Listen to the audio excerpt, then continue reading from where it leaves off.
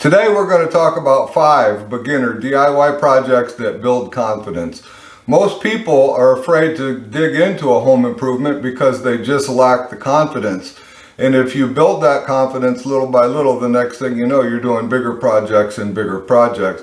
And that's what this video is all about. Hi everybody, I'm Jim Deerdorf and this is Detroit DIY. Let's get started. Project number 1 is label your breaker panel. Understand your breaker panel, get to know your breaker panel. If you open up the door on your breaker panel, you'll see that there's just some small stickers in there, and these small stickers have items wrote on them that identify what that breaker does, but it's not very elaborate. It's just a very short description. It might say lights, it might say kitchen lights, or it might say kitchen outlets, and you'll see 3 of them that say kitchen outlets.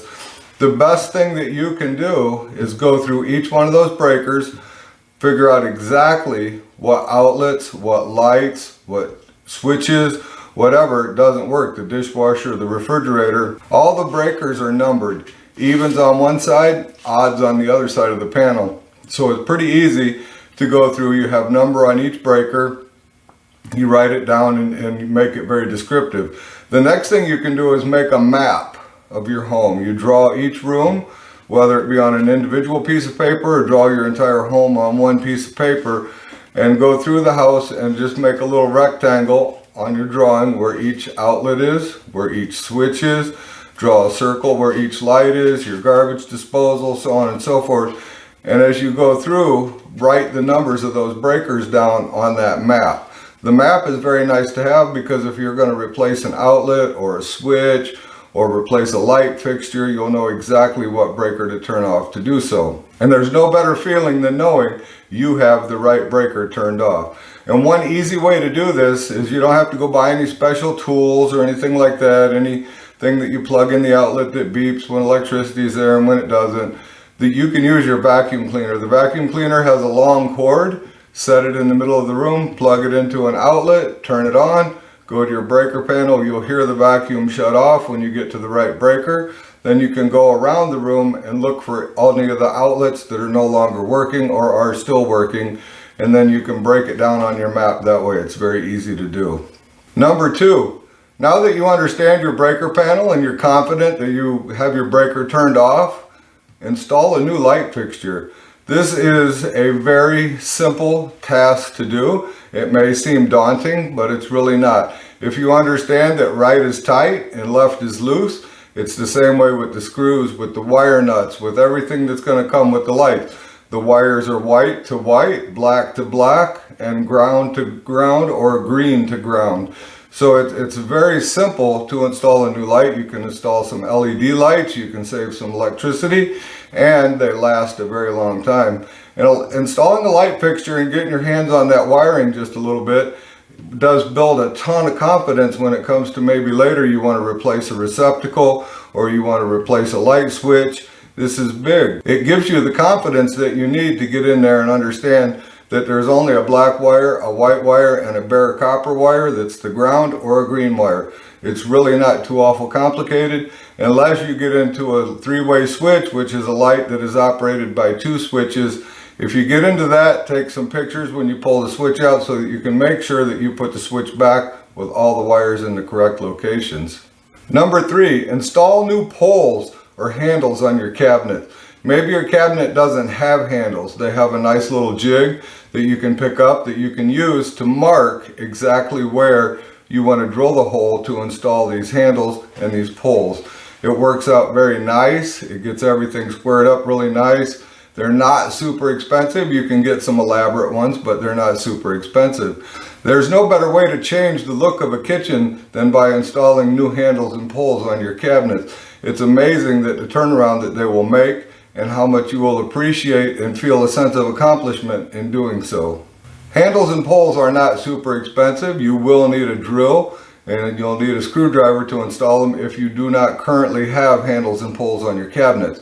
If you have handles and you want to replace them, make sure you take a handle off and bring it with you so that you can get a handle that is the exact same width when you buy the new one or the new style that you want to put on, so that all of your holes line right up the way that they're supposed to.